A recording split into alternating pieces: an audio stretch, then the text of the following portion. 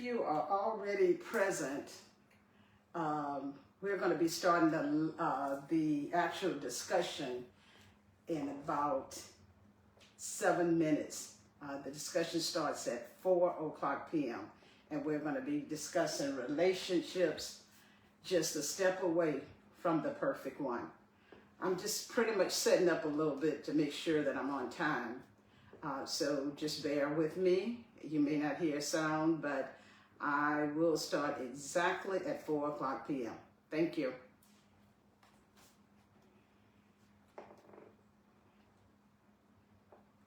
In the meantime, what you can do is go ahead and begin writing your questions for me to respond to.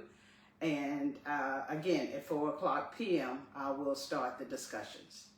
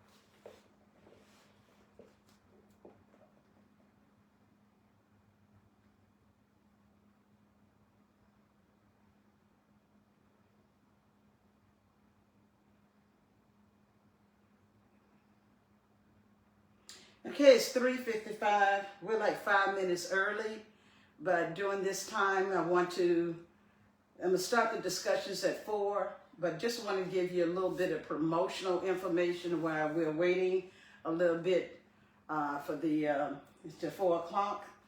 I am an author that has published 4 books in 2 years. So yes, it can be done. And we're running a promotion for Mother's Day.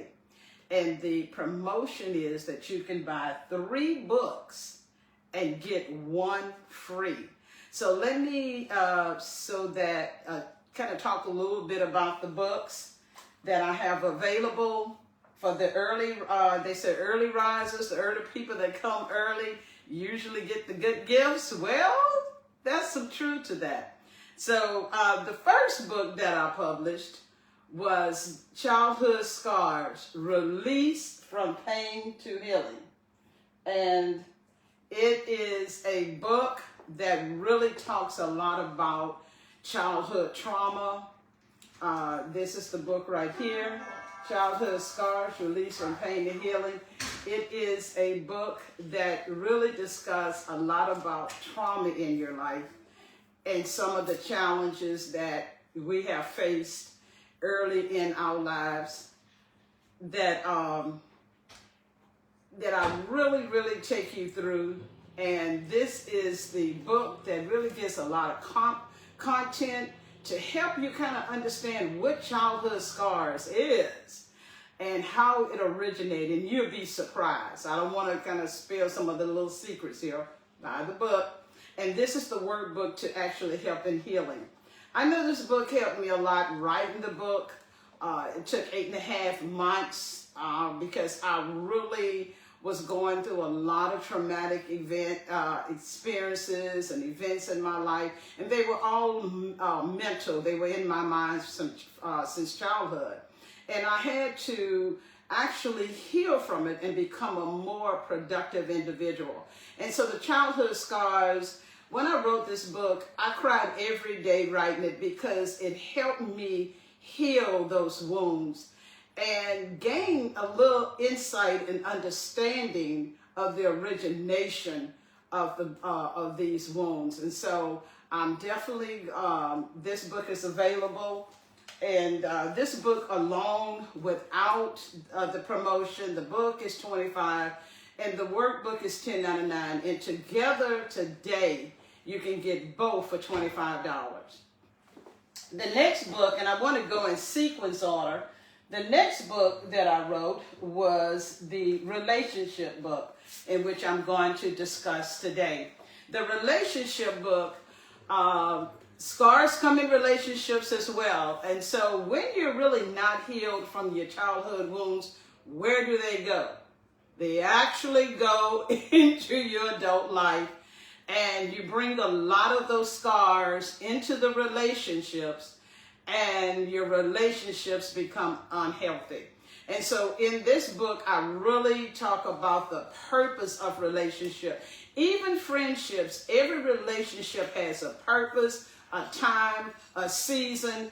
And so one of the good things about this book is it really takes you through courtship, which is the friendship zone, and then dating, then you have your commitment, engagement, and marriage. And so it actually takes you through all of these stages. Now I know some people say courtship, but really, be honest with you, courtship is the healthy stage, because you're really just getting the feel of dating, getting the feel of really understanding what dating is all about. But the main thing that I like about what I wrote in this book is that it really talks a lot about purpose, the purpose of the relationship. See, we come into relationships because we like the person, we find them attractive, or they have money or something, or our friends getting married, so we want to get married. And so then we come in and we just squander our life, and then all of a sudden we divorce. Why? Because we never had set purpose in. It was never a purposeful relationship. And so that's what I want to talk a lot about today. This book has a journal that accompanies it, and you can get both of them today for $20. It's like I'm actually, because I'm discussing the topic, I'm going to give the journal away free tonight. And then you have my latest two books that I am covering, and that is An Intimate Walk with God. This is another tier book, but this book takes you back in time to really look at life, because we live life and go through life and we never really understand life. And this is a book that where God, developing that intimacy with God, I really got an understanding what life is all about, and going all the way back in time. This is a time travel book that exploring my life from the 50s, 60s, 70s, and even early 80s of exploration and transformation. And through this time travel, you will actually see a lot of things, revisit your life and see some things that you really miss. This is a phenomenal book. This is a book where you develop intimacy with God. You develop the one-on-one with God, and really, really hear God speaking. And so God is going to talk to you throughout this book. This is a phenomenal book.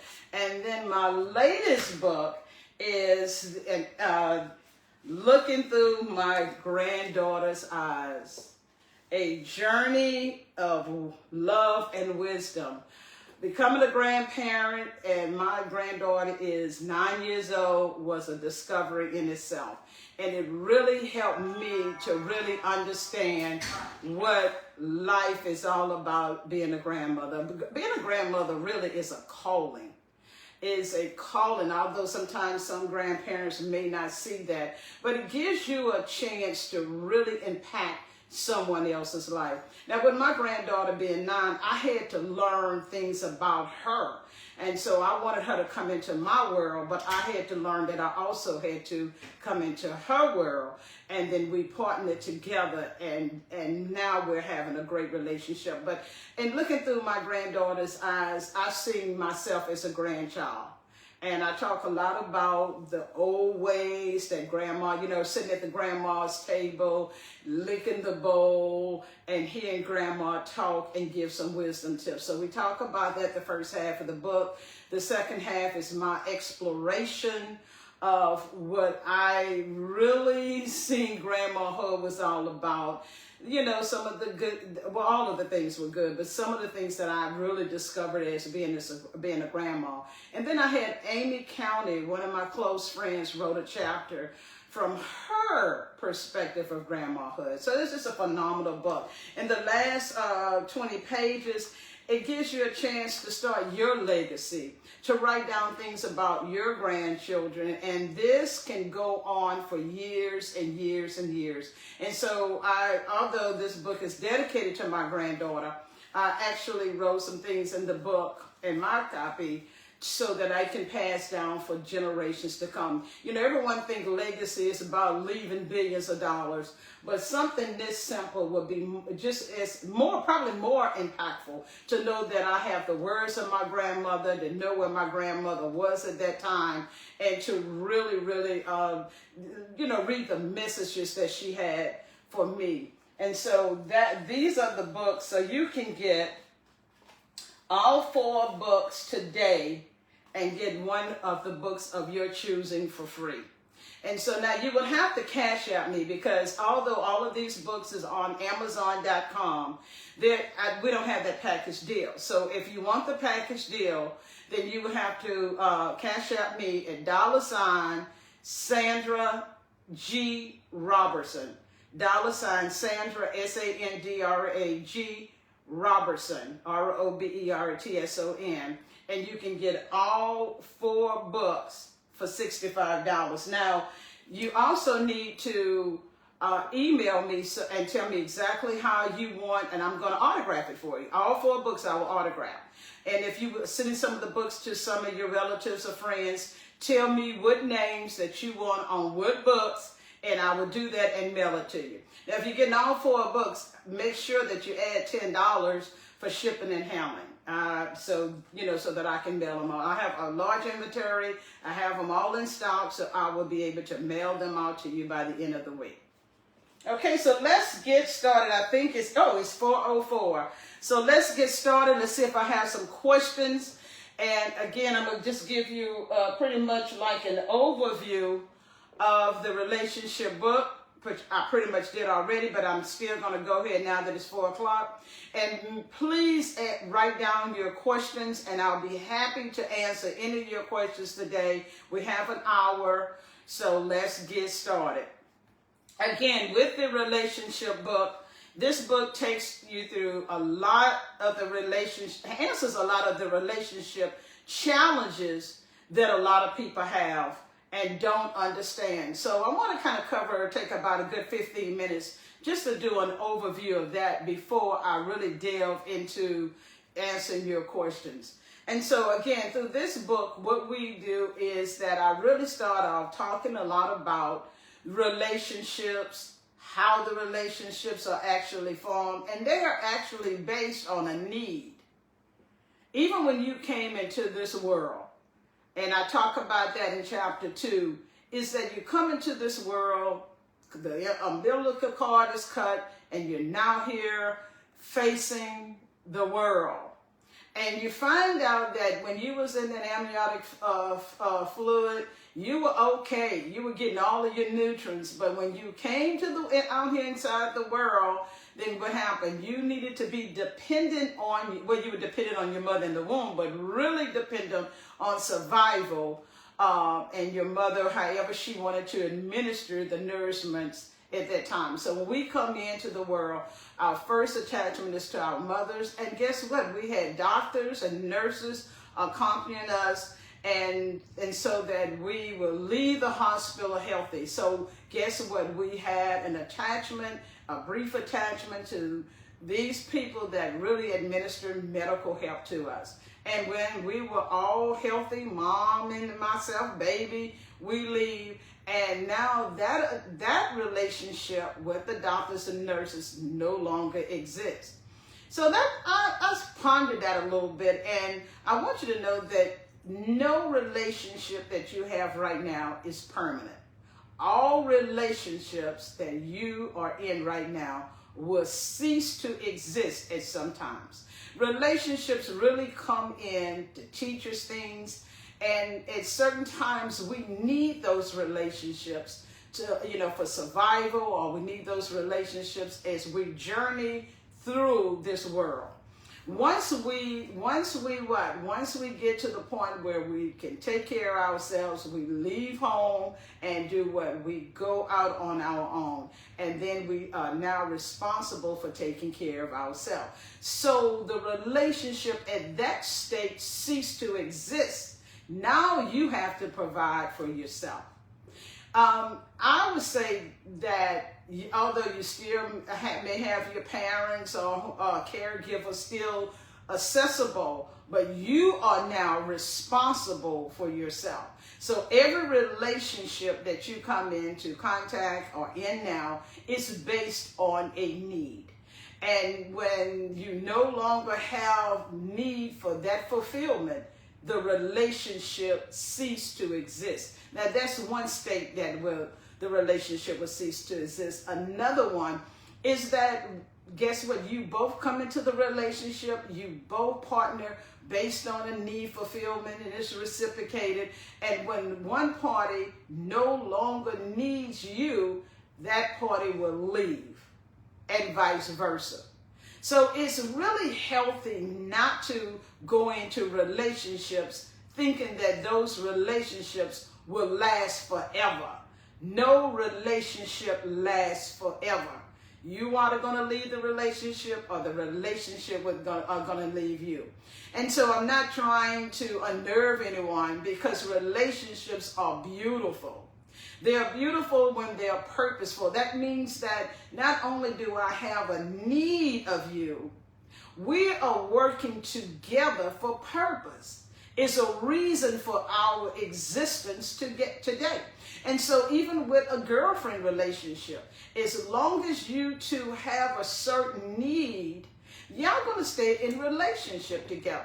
But when that need is no longer there, the relationship ceases to exist, because there's no fulfillment there.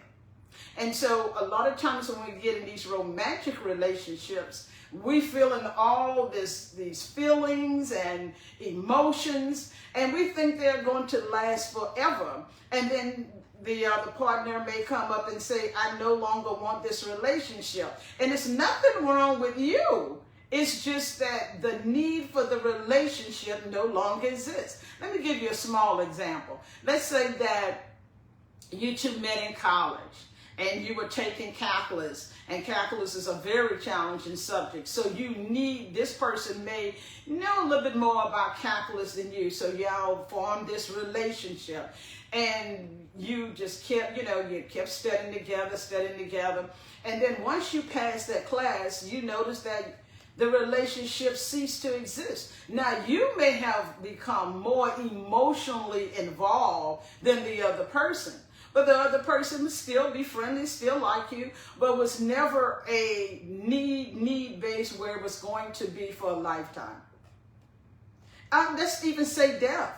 Death is very hard because we become so emotional attached to the person. So when God calls them home, they no longer exist here on this earth.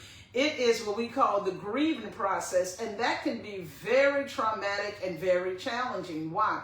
Because we miss the presence of that person and the fulfillment of the need that I have. That person can no longer reciprocate. Now, I'm just saying, it's so many reasons why we need a person, and I don't want to be so generic here or minimize anyone that may have lost a loved one, but I can only say for myself, when I started really saying, okay, get a grip here, because I recently lost someone that I really care deeply about. And I'm like, okay, it's time now to get a grip. This person would want me to continue to go on in a healthy state. So what do? And I really realized that that person came into my life for a season and gave me a lot of gems, a lot of things that helped me strengthen where I was at the time, so that I can be empowered to be able to live a healthier life. And so I'm going to say relationships fulfill a need at the time the need is needed. When the need is no longer needed, people usually move on. Now, the ones that stay, they stay not so much for attachment. It could be for financial reasons. It could be because I just want someone to be in the house with me. It could be a conglomerate of reasons why people stay in relationships. Who knows? That's why one of the main things that I would say, communication is so needed. Why is that? Because communication helps you see and understand if the need is still there. People's behavior lets you know when it's not. A lot of times we call things rejection and abandonment, and the list can go on, and we say they are abusive. Those are behaviors that let us know that the person's need, healthy need, is no longer there. And so when you don't need a person, you will abuse it if that person still keeps trying to hold on, because you may still think mentally that you still need the person. But if the behaviors are not reciprocated, you have to let that person go.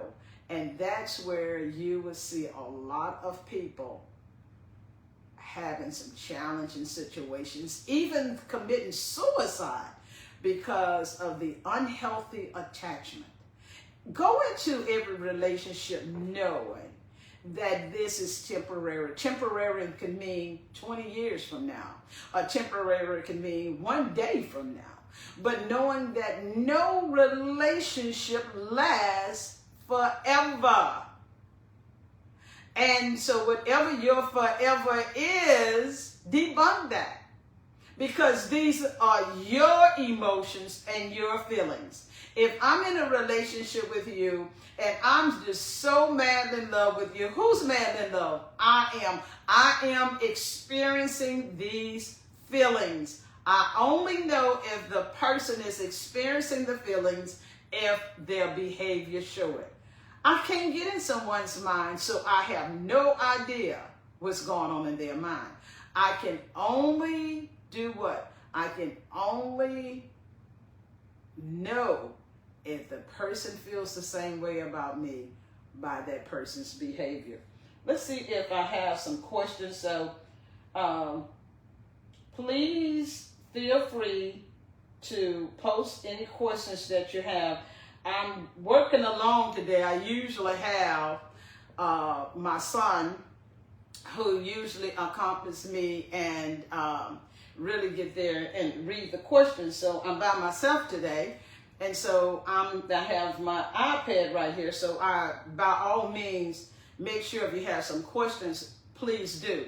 I'm going to continue to go on and explain some things. But if you have questions, please post those so that and you're not interrupting me.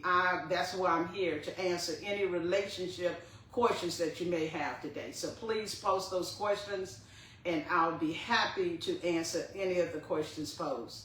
But so let's get back to what we call unhealthy relationships. Unhealthy relationships are the relationships in your mind that you are not getting a balance there. That's what is unhealthy.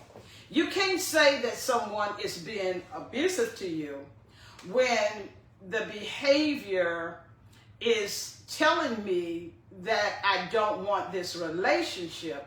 I have to embrace it. See, now a lot of times my emotions are all wound up in this relationship, and this person now does not need the relationship and has what we call abandoned. But the person really hasn't abandoned the relationship. The person no longer has a need for it. So when you don't have a need for something, you do what? You leave. So let's go through the different dating stages. So I hope to gain some clarity. I see a lot of people on, but I don't see, let's see, it says a message here. I hope I'm able to read some of these messages here. Let's see.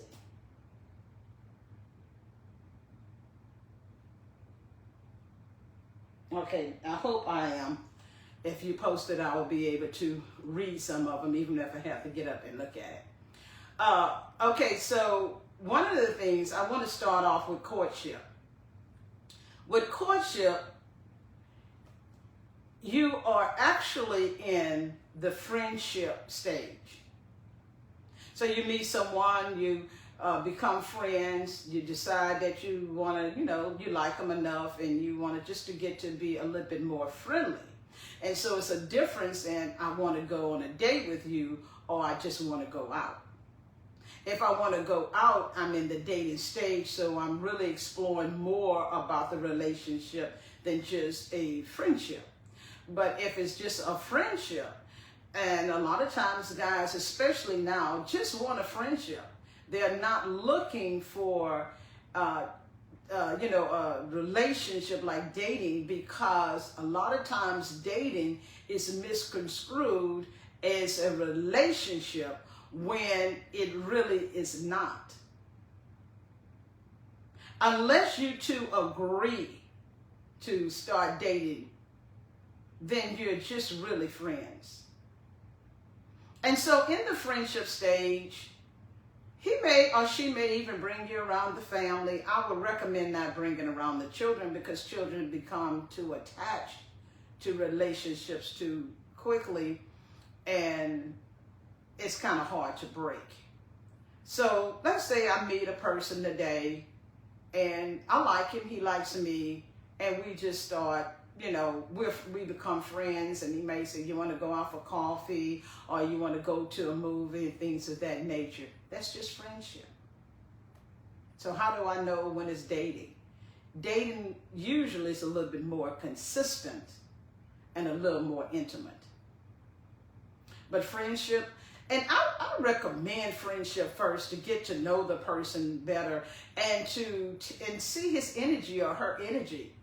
Because a lot of times it's not that connection. And I'm going to let you know what is a connection. Okay, and so you just date. The person may bring you around their family, around their friends, and so oh, he really likes me or she really likes me because of, and you're just friends. And you're just friends, and that's all it is. So make sure that you look at the behavior, the energy, and ask questions. And if you start off on a friendship, leave it. Nothing is wrong with friendship. I think society has put so much demand that we have to be in a relationship, have to have a partner. And so most of the time, we don't even know who we are. And we're entering into relationships trying to be someone that we're not. And we lose ourselves in the process. And then when it's not reciprocated, sometimes it ends very devastating. And he led me on and she led me on, when really in all actuality, it was only friends. So how long is the friendship? The friendship can last as long as you two want it. Usually in the friendship, you start developing feelings for one another. And you will say, I'm developing friends. Can we move to the next stage? And sometimes the person will say, no, I just want to be friends. And sometimes not only does a person say no, the person can be dating someone else. And so therefore, just make sure you communicate that. There's nothing wrong with dating someone been friends with someone, just make sure you understand the role that you're playing in that relationship. Let's go into dating. Dating has really been miscommunicated. People are taking dating for the commitment stage when that's not true. Dating is exactly what it says, dating. That means that you are free to date as many people as you want to without commitment. Some people are taking dating to a commitment stage, and the only person committed is you. I listen to a lot on social media. The guy is dating the female. Next thing you know, all of her girlfriends saying he's a dog, and because he's out dating someone else, and you have put all of your energy into this person, and he's free to date as many females as he wants to, as many people as he wants to. He's not committed to you. He's not made that commitment, and vice versa. Oh, she's this and that because she's dating multiple people. I think it's healthy. How can you make a decision based on one? Let's say, for instance, and I'm diverting a little bit, you go to the doctor, you get a diagnosis. What you just said, settle for one diagnosis? No, you may get 2 or 3 to validate that this is what the first person or second person said it is. The same thing. How do you know you have met your perfect fit if you only have dated one person? Then you get married to that person, and then you find out this is not what you want. This is not what you want. So you are now just stuck in a situation where you really don't even know if you want to be with this person or not. So you want to make sure that you are dating with intention to go to the next stage, which is commitment. Now let's just explore dating. First of all, dating multiple people is not wrong. It is healthy. What is wrong is that you have these feelings and you have made up in your mind because of the frequency of the dating or the talking on the phone or whatever, that it is a relationship. It is a dating relationship. Unless you two come together and talk and say, I would like this to be more intentional, where we only date one another just to see where this thing goes. And then you can come into an agreement. Now, most of the times guys say, I need a break. They need a break because they have realized that they have entered into a relationship too quickly. And that's not what they want. One of the things that I've noticed is that guys like their space. You know, we as women, we want to talk to you every day. We want to see you every day. And most guys don't want that. So a lot of times when they want to break, they feel too, like the person is just too much for them. They really like the person, but they feel overwhelmed. And now the person wants to introduce them to the friends and the family, and they are really not ready. I don't think your friend, the guy you're dating, should meet your friends until you have established a committed relationship. Until you two have connected to the point where you feel stable enough that another person can come in. Because usually when a third, a fourth, a fifth person come into the relationship, you have too many voices speaking in the relationship.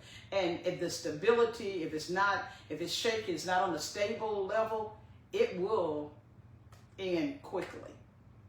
So get to know each other first before you decide that you want to have other people, bring other people in.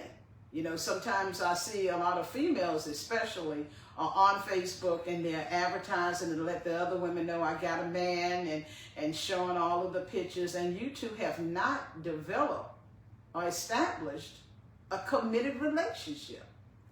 And so then you look around a month later and the relationship is no longer there. It has ended because the guy, most guys are private, ladies. They really don't want to know that you are gossiping with your girlfriends about them. They want to be more private before they really become more intentional, because they're really testing to see if you are a fit for them, and if you have a whole conglomerate of girlfriends that when you go out, all of the girlfriends got to come and things of that nature around, then you're the one the guys are going to leave. They do not like it. And on the other flip side, guys, females, they want you to be a little bit more intentional and call a little often and things of that nature. So in the dating process, it's the exploration. You exploring your options, and you have more than one. It's not called juggling. You just really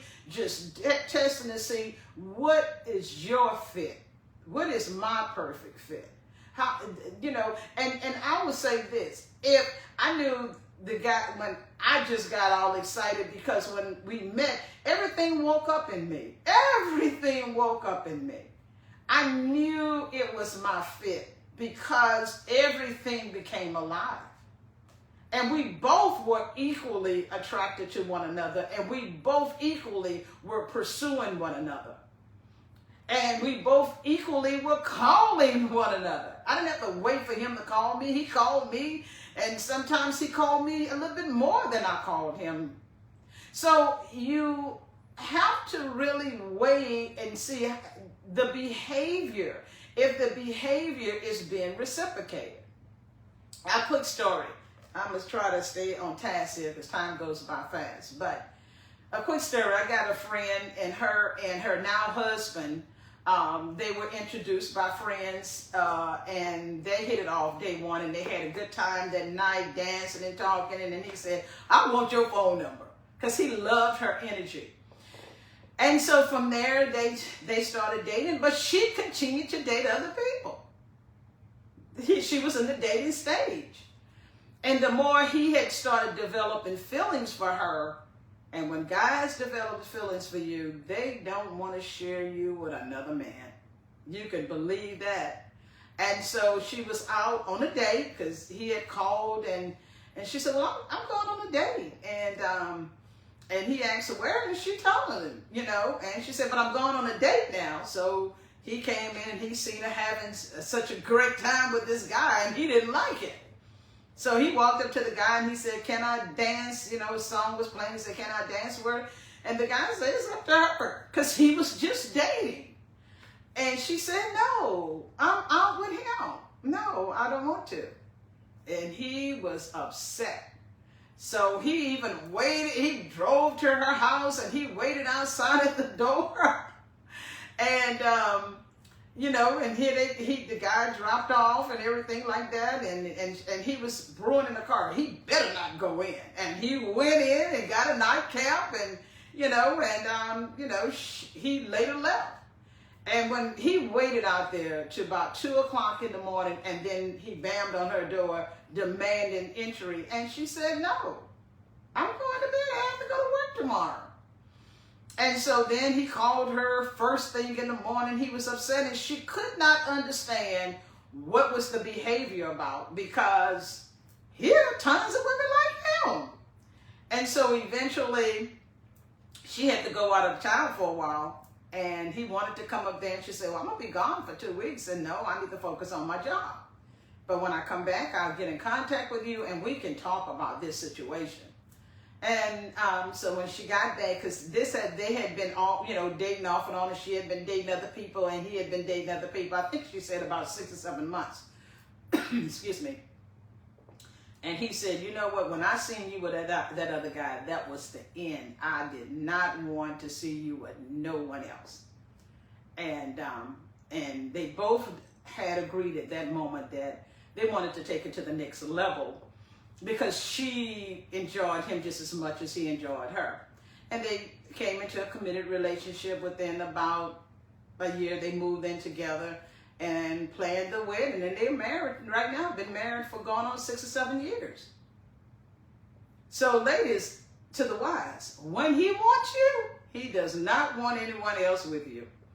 And he's going to do everything that he can to show you that. And vice versa with the females as well. Another thing, so that's the dating stage. And so you have the scorecard. All of this is mental, where you're just, just kind of testing to see, who do I get excited about, who I really, really like before you go into the commitment stage. In the commitment stage, you both can live in different homes, different places. You don't have to move in together quickly. I would advise you not to, because you're leaving the courtship stage, the friendship stage, you're coming a little bit more intentional in the dating stage. Now in the commitment stage, you're really now getting to know that person without any other interruptions of dating other people. So now you're getting to understand a little bit about that person, because you don't have different other people that you're focusing on. You're only focusing on this person. Should be anyway in the commitment stage, if you both agree to that. Some people consider the commitment stage not having sex with anybody else. And then some people say commitment stage just exclusive, only us two. So it has to be your definition of what the commitment stage is. And only you two can make that decision. Leave the friends out, especially in the dating stage, because they're going, oh, he's messing around. And some friends are bold enough to go up there and say, you messing around with my girlfriend. No, he's not. How is he doing that? He's just dating. He's not married. He's only committed.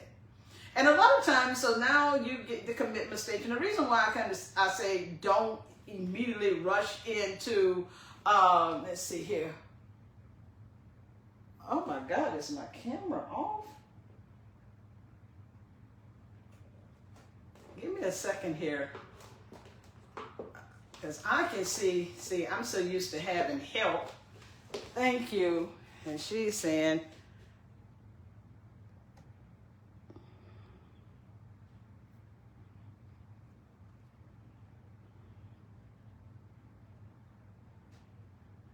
okay.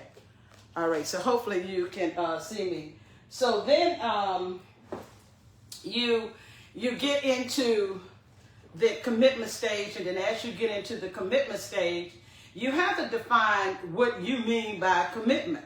So now you move in together in the commitment stage, and you are now really, and you move in. And the reason why I'm saying hold off a little bit on the moving in until you get to know that person a little bit better. So then you get into the commitment stage, and you move in quicker than you should. And living in the house with someone else, you really get a chance to know that person a lot. You get to know that person. And so as you get to know that person, you're going to see some things that you're not accustomed to. If you're a very neat person and you're in a relationship with someone that is not, that's going to be a challenge. And so if you were just basically in the commitment stage and you didn't move in together so quickly, you can observe some of those things and you can address them from afar. But once you are living in that environment, it can become very, very argumentative, because you are used to a certain way of living. Now notice that once you move in together, the other person is not you. So they're going to have some behaviors that you may not be accustomed to, and that can cause some pose some problems. Okay, the next stage, and I'm just going through these different stages until I get some questions that you may be asking. And if you are asking some questions and I'm not addressing them, I will, once the video is over, sometime throughout the week, I promise you I'll answer all of your questions. Again, I don't have a little help, so I'm on my own tonight. And I didn't want to cancel because I wanted to be consistent when I said I'm going to do something. All right, so now you're into the next stage, which is the engagement stage.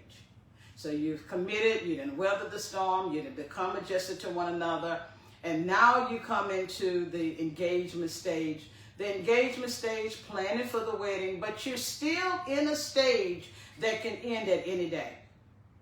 So you have to pay attention to the behavior signs. You have to make sure that you're equally communicating and that your behaviors are consistent. They're complementary to each other. Because sometimes one of the parties may decide, this is not working for me, I really don't want it, and I don't know how to get out of it. So the behavior will always show you when the relationship is coming to an end. And most of the time it's abrupt if you haven't effectively communicated. Okay, so during that engagement stage, again, it's not nothing is permanent, but that is this. It's a stage that's very temporary, because you're only in that engagement stage probably about a year or two before you get married. The other stages, you can date for however long you want to. You can be in a committed stage for however long you want to. But when you get engaged, it is a timeline to that engagement. So that's pretty much the shortest stage, because it's very intentional to the next stage, which is marriage. So in the engagement stage, you done open up the door for others to come in. That means now other voices are going to be heard. Whereas before, in the other stages, the courtship, the dating, and the commitment stage, should have just been you two with no interference from outside. But then once you get into the engagement stage, you're opening up for the families, friends, and other voices to come in. And when those voices come in, they're going to do what? They're going to voice their opinions. And so you have to be, before you get engaged, you have to know your partner so well that you are not easily influenced by others. A lot of engagements do not make it to the marriage stage because they have let too many people come into the relationship. When you have all of that traffic, everyone's going to have a say-so. They feel that they can. Why? Because you have let them in. That's just like if I have opened the door and have allowed you to come into my home, you can speak when you come in. And although it may be 6 other people, when I open the door, I grant you permission to speak. You're not going to walk in my door and just don't say anything. When you walk into my door, you're granted permission to speak. And so that is what just think about that when you're in the engagement stage. You're granting permission for the other people to speak. And if you have about 25 or 30 that speak it into the relationship, you are not hearing your partner at all. So you have to learn how to drown out the noise. One way to drown out the noise is never say anything about your partner negatively to someone else. Never. I don't care if it's the mama, the brother, the sister. Always remember their family. Never do that. Girlfriends, no one. Never allow an outsider to come into the relationship. You cannot do that, because in the engagement stage, you just invited them in, and they're going to have an opinion. They're going to have something they're going to say, and it could rattle either one of you. So you want to make sure you leave all of that out by saying, if they make a suggestion, say, well, okay, I think you got a great idea. Let me run that across to my partner. And if we agree to it, we'll let you know. Never agree. One of the main things that break up relationships in the engagement stage is where you have let family come in and he feels that he is not being respected, or vice versa. So you want to be very careful in that stage. Always compliment your mate. You shouldn't be fighting. You should have decided that this is your perfect fit. So therefore, why would you be fighting at this stage? And I can guarantee you from experience, once you open that door, others will come in, and they coming in with a voice. So be careful during that stage. Okay, now we're getting to the marriage stage. The marriage stage is the complete stage where you come together and you make a vow before God. Now, in the engagement stage, you've already included the family. This is The marriage stage is the covenant stage where you are now standing before God. Your family are witnessing this. You've already established a relationship with family during the engagement stage. But in the marriage stage, you are making a covenant vow to God that you two will love, cherish, honor each other, and all of that good stuff, to death do your part, and that is physical death. Should be physical death. Now, death can come even into a marriage stage when there's no more life in the relationship. And how does that happen? When we have allowed too many voices, too many arguments, too many fights, then here go infidelity into the relationship. All of this, a lot of times, has resonated because we have a barrier in the communication process. We have not trusted the relationship enough to go to that person and talk to them. So we are now bringing into another person in to answer questions that only you two can resolve. No one can resolve any issue that you're having with your partner. Most of the time when we give advice, it's based on, unless you're a counselor or someone with extensive experience can give you advice, because they're not part of the relationship. Even if you told your side, and it's always another side. So be careful. I have been guilty of that. It's easy to do because sometimes men do shut down and they are not always open to listen. But like my grandmother used to always tell me, wait for the right time. It's coming. Women have to be creative and know when the right time is. And so wait for the right time and do what you need to do for the right time. So those are some of the things that I still haven't gotten any questions here. So I'm going to continue on for another few minutes. And then I'll end the session a little bit earlier if I'm saying things and people don't need to ask any questions. But relationships is the glue that keeps us together. It really is. Relationships really nurture you and help you grow. If you're in a healthy relationship, women, you should see growth. You should be growing spiritually, mentally, emotionally, and physically.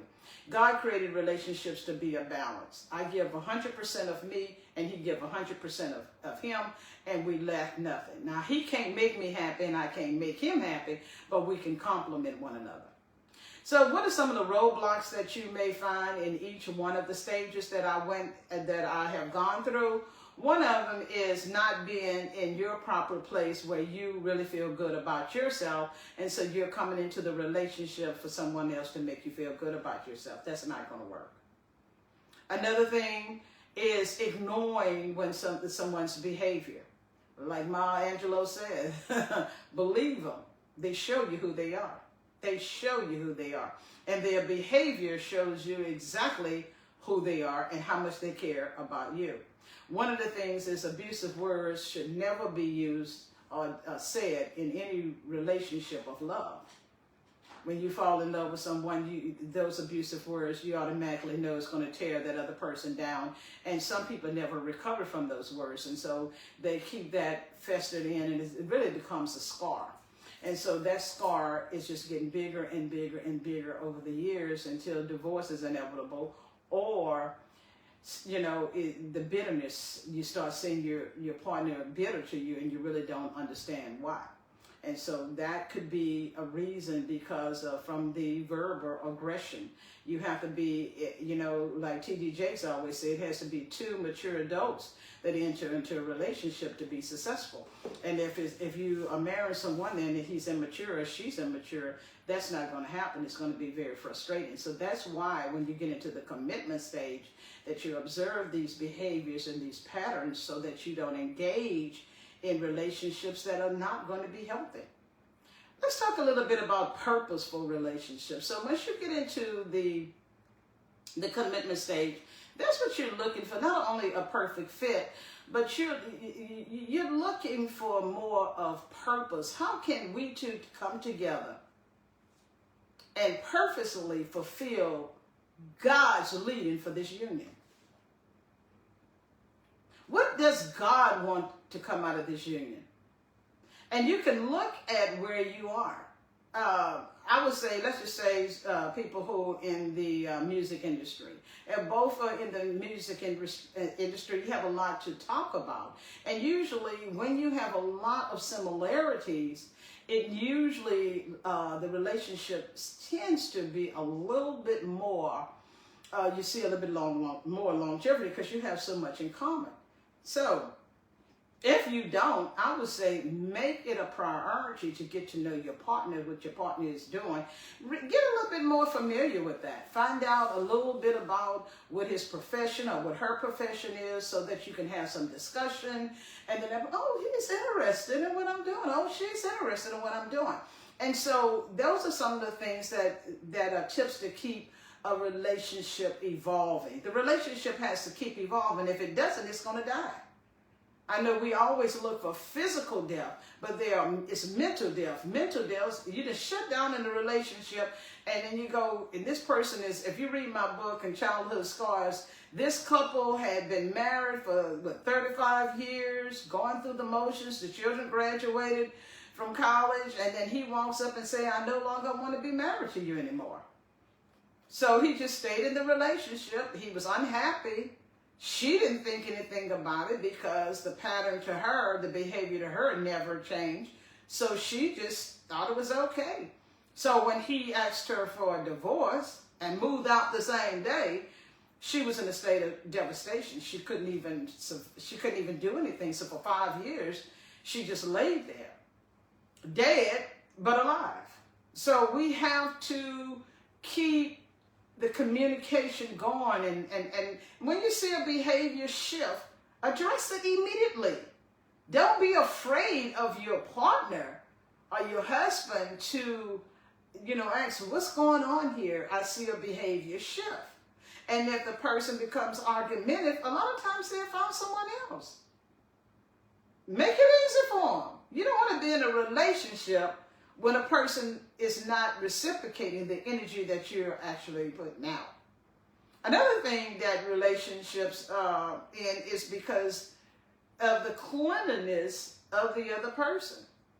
Not all the time people who wants to live in a clean environment, and you have to adapt. You have to adapt to different environments. So when you come into relationship together, you have to adapt to the different environments in order for the relationship to flourish and to prosper and to grow. So you can't be a neat person and he a slob or vice versa, and then eventually you're going to get tired of picking up the socks off the floor.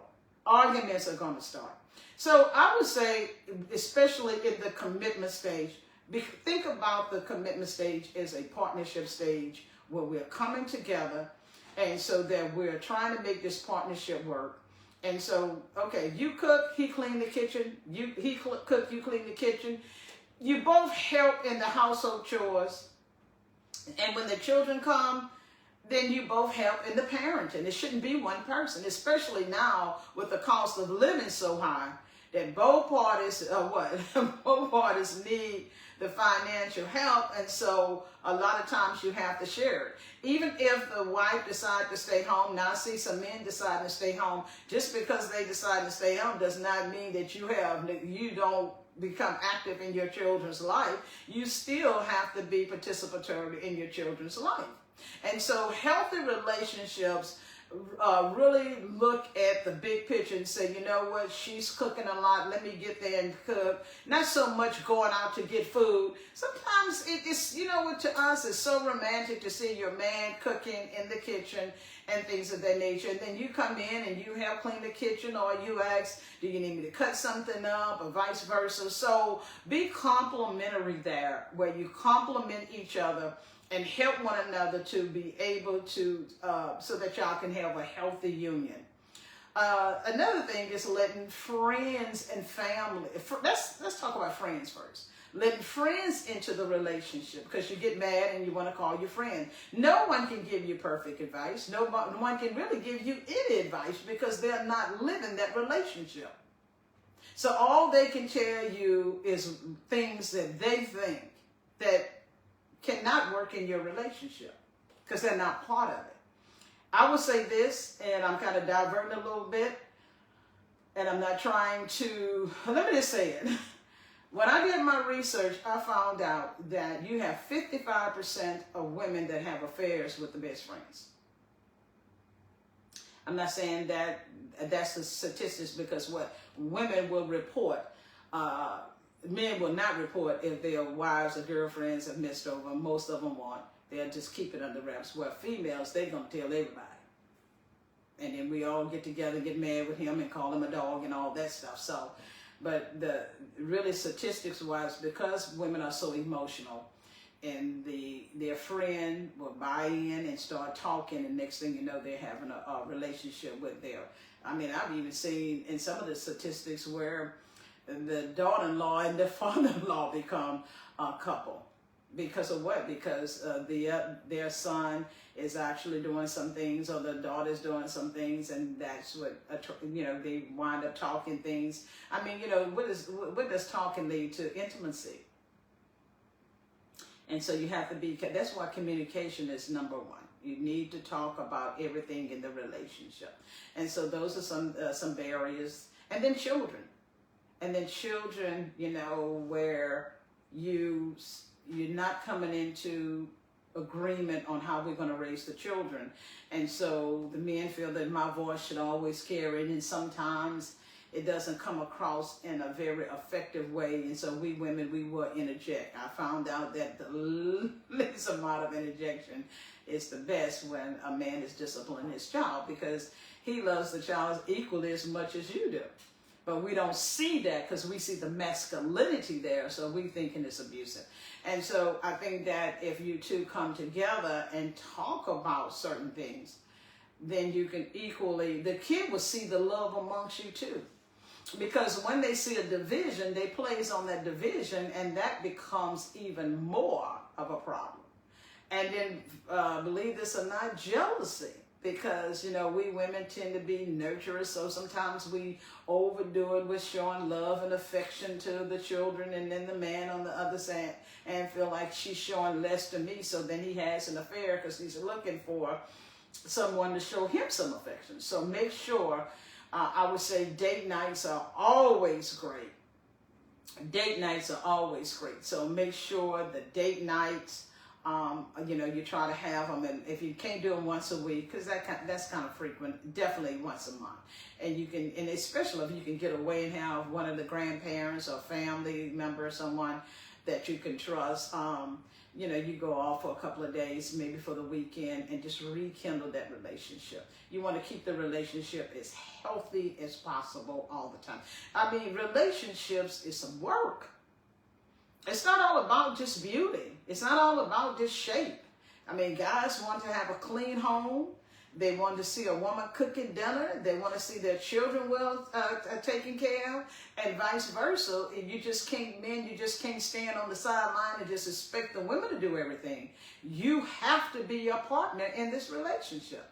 And so I think we should discuss when it's a good time that we both are mature enough to want to have a child, because sometimes we wind up having children in these dating stages and the men move on because they haven't even bonded with you. So making sure that you're ready for the child to come in, then the child won't be neglected or abandoned or, or feel rejected, because these are developed scars. And these scars go where? Into adulthood. Okay? And so I hope, let's see where we are. We are at the hour. I know I may have done something wrong, and my apologies, because I've seen a large number of people, but I would say this. If you go back and you listen to the video and you had a question and I did not answer the question, then by all means post them, and throughout the week, I promise you, I will respond to your questions. Now, I'm busy. I mean, I'm writing books, I'm counseling, I'm doing speaking engagements, so I am busy. So I'm going to try to get to as many as I possibly can. Okay, within the last 5 minutes, I am Dr. Sandra Robertson. I do counseling. I do have a website that you can go through. It's on my, Adam said he was going to post all that information for me. So If Boss Lady, if you on, post it for them. And so anyway, you can have that information. We do have a special buy 3, get 1 free. You can choose any one of the books that you want to. By all means, we have phenomenal special going on for Mother's Day. The latest one, if you want to have something to give to your grandmother, or if you're a grandmother and you want to start a legacy, this is the book to start that legacy. It's Looking Through My Granddaughter's Eyes, A Journey of Love and Wisdom. It's a phenomenal book, and this is a book that is my reflection. I really don't say anything about my granddaughter, but from what I have observed. So it's my reflection and my reflection of my relationship with my grandmother, and then through my granddaughter's eyes, I see me in reflection of what I experienced that I had with my grandmother. So this is a real good book here. We have relationships, we have an intimate walk with God. Oh my God, this is a real good book. Time travel book where it just takes you back and start really looking at your life and looking at where the scars originated, what was the culture, the rituals, the environment like during that time, because that has a lot to do with your mother and your parents and your family environment, and sometimes that can clear up a lot of things as well. So this is just a phenomenal book. All of the books are. Childhood Scars, Release from Pain to Healing was my first book, and it really covers a lot. It gives you a lot of information. Everyone that reads the book just tell me how much this book has helped them. And of course, we have the workbook that goes along with it for the healing process. It has some very good activities. So you can get all 4 books for $65 at $10 for shipping and handling. I will autograph all of the books and mail them out to you. So again, $ Cash App, $ Sandra, Sandra G Robertson, Robertson, and my email is sandrob3@verizon.net. And again, the relationship book, I cannot say it enough. I just kind of combed the surface here, but we got 1 more minute. I just kind of combed the surface, but this is a phenomenal relationship book to help you on your relationship journey. So if you have some relationship issues and things of that nature, a lot of them, your questions should be answered in this book. By all means, you can email me some of the questions, and if I have time, I'll answer some of your questions. Thank you for being participatory during this time. I really appreciate it. I hope I answered a lot of your questions. Also, I didn't see a lot of them posed, but I hope I answered a lot of your questions. I will be continuing to do some of the Facebook Live. Can't schedule it right now because I'm really busy, but I will try to do as many as possible. So have a great rest of your day, and thank you for your time. Bye-bye.